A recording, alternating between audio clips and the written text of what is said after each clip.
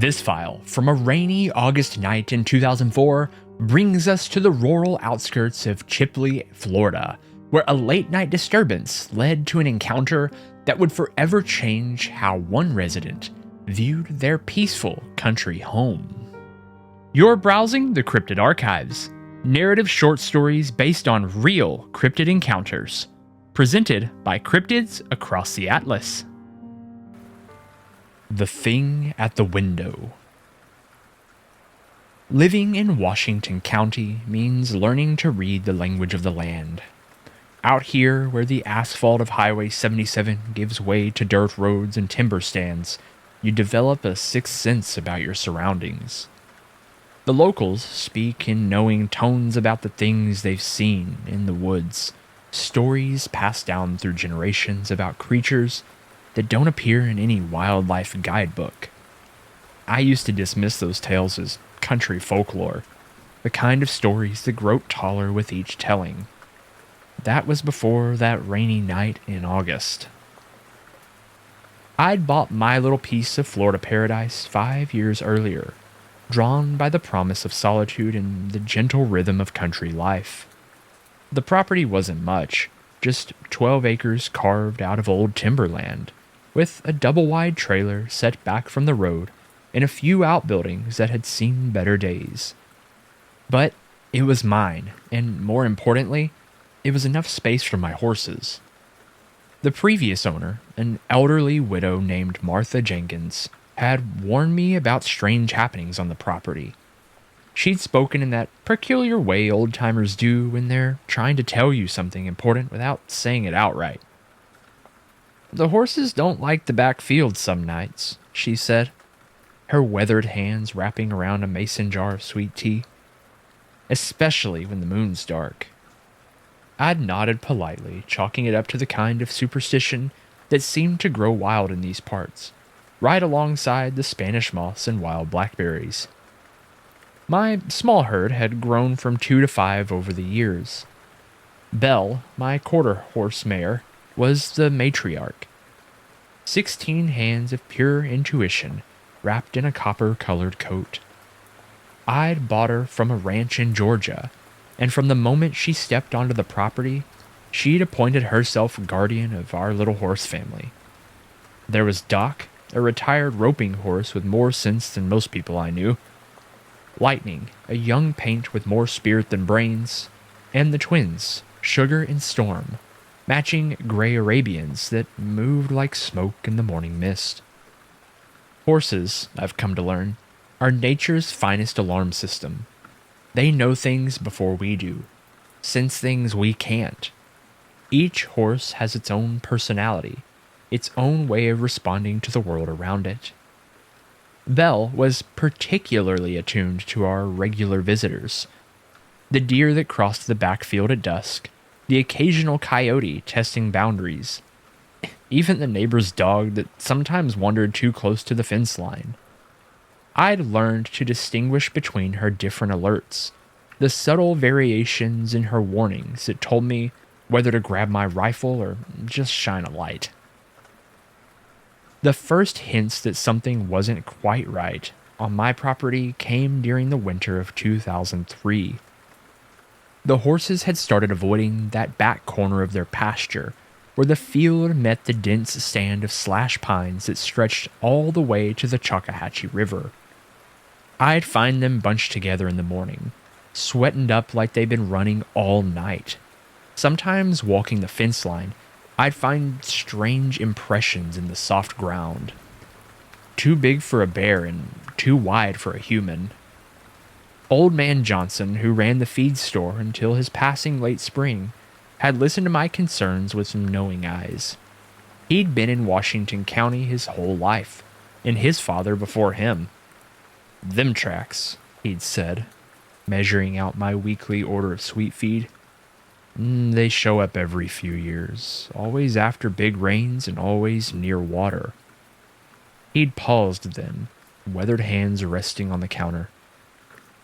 "My pops used to say something in these woods are older than the roads, older than the farms. Some things remember when this was all wilderness." I'd installed the 300-watt floodlight that winter, mounting it high on a pole near the back of the property.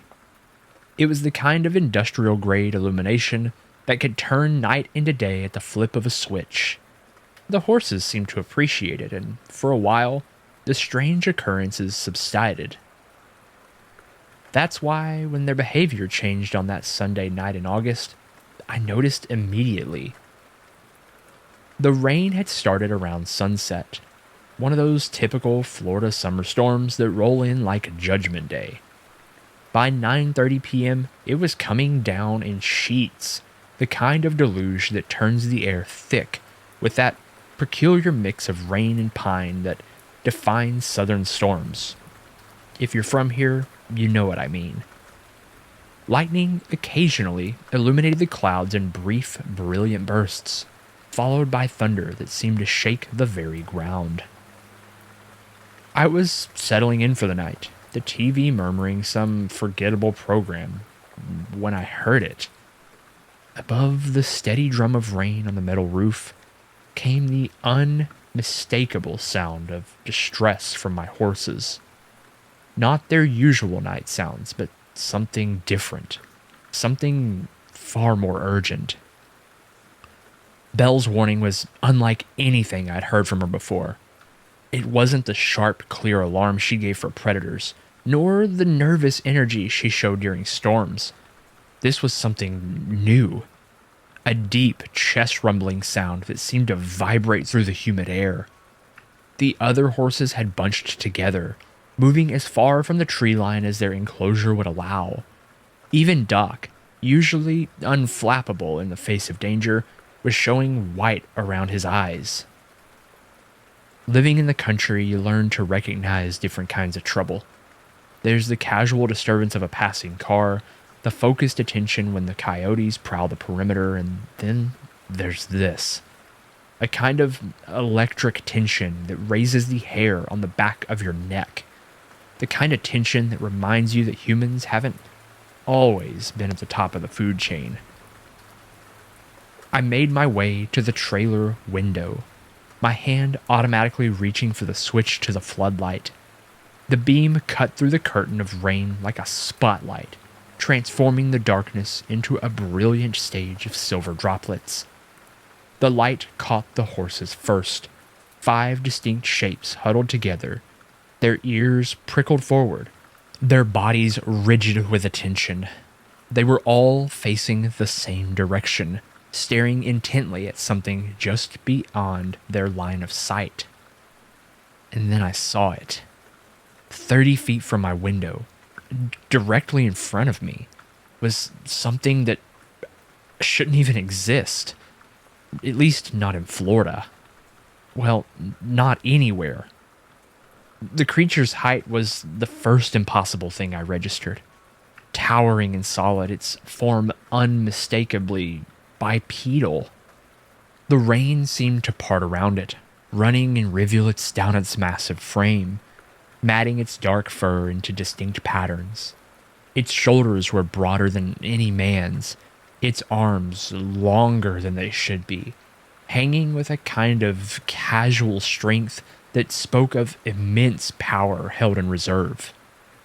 In that moment, every story I dismissed, every local legend I smiled politely through, every warning from the old-timers suddenly carried the weight of truth. The creature stood there, perfectly still, letting the light wash over it, as if accepting my silent challenge to believe my own eyes. Our gazes met through the glass, and time seemed to stop. There was intelligence in those eyes, a deliberate acknowledgement of our mutual awareness. No animal I'd ever encountered had looked at me quite like that, with such clear consciousness, such obvious recognition. Those eyes held centuries of secrets, the collected wisdom of something that had watched our species build its roads and homes across what had once been wilderness. Then, with a casualness that seemed almost insulting, it turned away. But this wasn't a retreat born of fear. The creature moved with the easy confidence of something that had nothing to prove, something that knew it was the apex predator in any environment it chose to inhabit. As it walked toward the darkness beyond my light's reach, it turned its head back toward me one final time. A gesture so human, it made my blood run cold. The horse's agitation gradually subsided as the creature disappeared into the night, but something has fundamentally changed. This wasn't the first time something strange had been seen in these parts, and I was sure it wasn't going to be the last. Washington County holds its secrets close, whispered about on porches and in country stores, but rarely documented. The Miller family, 3 properties over, once talked about something huge crossing their headlights on a rainy night much like this one. The local hunters, practical men, not giving into weird fantastical stories, sometimes spoke in hushed tones about trees found snapped at impossible heights, or the times their game cameras captured nothing but static when something large triggered the motion sensor. In the days that followed, I found other signs. Deep impressions in the soft ground near the tree line, spaced too far apart for any known animal. Branches broken high up in the trees, well above what even a bear could reach. And most telling, a peculiar silence in the woods that would descend without warning, as if every creature knew when something ancient was passing through.